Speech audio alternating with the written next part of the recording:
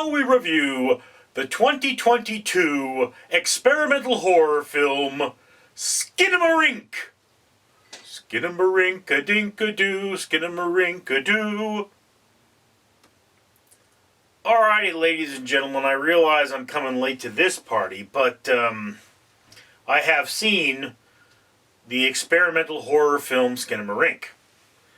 I am Richard, this is Random Street Theater, and Random Street Theater, as well as all of my channels, for every 1,000 subscribers they get, will pull 1 pound of trash out of the ocean from the company 4Ocean by purchasing one of these bracelets. So, Skinamarink. Skinamarink roughly translates into nonsense or childish nonsense. Alright? This is an experimental horror film without a traditional narrative. And exactly what is going on is dependent upon your interpretation of events. If you want to believe the wiki of this, 2 children wake up in a parallel universe where their home has no doors and their parents have disappeared. Okay. But let's take that. That's something I read, not something I gleaned. So let's take that and set it aside. What's the most shallow interpretation of this film? Well, you have scenes, almost no faces, children engaging in activities like playing with toys, watching cartoons, lights are malfunctioning, they're running through the dark, they're disembodied strange voices, and again, the film is named Nonsense. So the shallowest interpretation of it is somebody said, let's take some of the most artistic aspects of films and stick them together and make something feature length. In fact, Mike over at Keystone Film Reviews, or Keystone Films, said that this can barely be considered a movie. It is a movie only in that it is feature length. And, you know, it's shot on film. There is actually a movie that is less a movie than this. I don't know the name of it, but it's a movie that was filmed without film. So it literally, there's nothing. You sit in an empty auditorium watching a blank screen. Anyway, but that's the shallowest interpretation. And yes, it is, a lot of people accept that interpretation. They absolutely hate this film.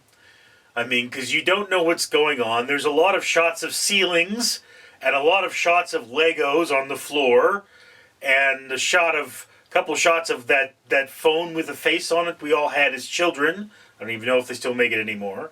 But, yeah. You know, I can understand why people would truly hate this interpretation, because it's a waste of your time. You know, nothing develops. Another way of looking at this film would be as a fever dream. Kids have gotten into the dad's stash of maybe marijuana or acid. They are now hallucinating. They're having a hard time. They're asleep. All right? That is one methodology of examining this film, because, you know, there are a lot of things that happen that are very, you know, childish. Cartoons playing in the background, particularly old cartoons, you know, on an 80s era TV, you know, which does not fit. The lighting, I can tell, is modern, but the 80s era TV, and there's even a VHS in one scene, and, you know, it's like, yeah, the kid is having a bad dream, and that's what you're watching. You're watching them move through their dream world, which is a world where they are essentially trapped. They may have put the covers over their head because they were afraid, and they may be suffocating, just slightly, struggling to breathe, and this is the result. Okay? It makes perfect sense with the narrative, you know, and then, you know, after this dream is over, maybe the kid wakes up, maybe they don't. Who knows? It's for you to interpret. This movie forces you, the viewer, to complete the narrative. Okay, so then let's go a little deeper. Let's say it's a lot more horrific. This could be the death throes of a child who is suffering from carbon monoxide poisoning. All right? You know, what it is that there is a problem with the heater in the house, and carbon monoxide is leaking into the room, and as he breathes it in, his blood supply of oxygen is dropping, and he is slowly dying, and this is the result of him crossing over. These voices could be angels and demons tempting him. And, you know, in the end, there is some implication of violence, so that is a possibility. That is the taking of life. Again, it is up to viewer to interpret this. And to be flatly honest with you, the question is more, is this a successful film? And I mean, look, I did not see this in theaters, full disclosure. I did not pay for a copy. You know, I acquired one, and since I had it, I figured I may as well view it. So that's what I did. And I can say that this film would be more effective in a theater or with a successfully put together home surround sound system. All right? And it's possible that the atmospheric nature of the film is effective in that manner, particularly if you have imbibed some controlled substances and you're paranoid. All right? But if you haven't done that, I personally feel that the film does not go far enough, fast enough, to really give you the creepy vibe. Whereas I did not dislike watching the film. There were no points where I wanted to pause it and go do something else. It essentially needed to take it up a notch. It needed to get to the disembodied voices a little faster. It needed to give me more of a vibe of something for me to consider, try to wrap my head around, something that was, you know, fighting my brain for control, so to speak. So yeah, I mean, again, it's hard to qualify this film because it's an art film. And it goes on the list of films that are art films. It is one of those films you are probably going to see at some point in your life because it's so unique, and it gets points for being unique. That's where I would say, you know, if the opportunity arises, you should watch it. This is literally at the very bottom of your watch list. Okay? Now, again, for fans of the horror genre, this film almost becomes a must-watch. It is a unique piece of horror.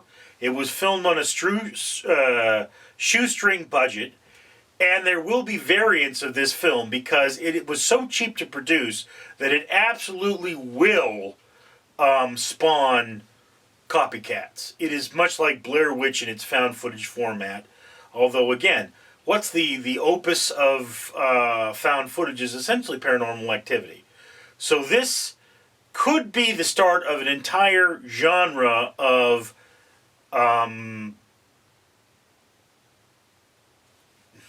psychotic films, or whatever you want to call them. You know, psychotic delusion horror. Anyway, but again, if you're going to watch this film, go into this film knowing that you are probably either going to absolutely love this or absolutely hate it. And the smart money is, you're going to hate it. Because it forces you, the viewer, to do a lot of work for the filmmaker, and that's not necessarily a good thing. I mean, you should have to do some work. There should be something for you to think about after the film. But there's a lot for you to worry about after this film, and I don't know if that really works. But that's just my opinion, and I'd love to hear yours down in the comments below. I, of course, am Richard. Alright, humans. Randall the Rat here, and you can see I'm sporting some bling. I'm reminding you to comment, like, and subscribe so that Richard, the man that owns this channel, can buy this bling. And why would you do that? Because each one of these necklaces is from the Conqueror. And they represent 5 trees. 5 glorious trees that are full of birds and worms and other things that I love to eat. that Richard has paid to have planted.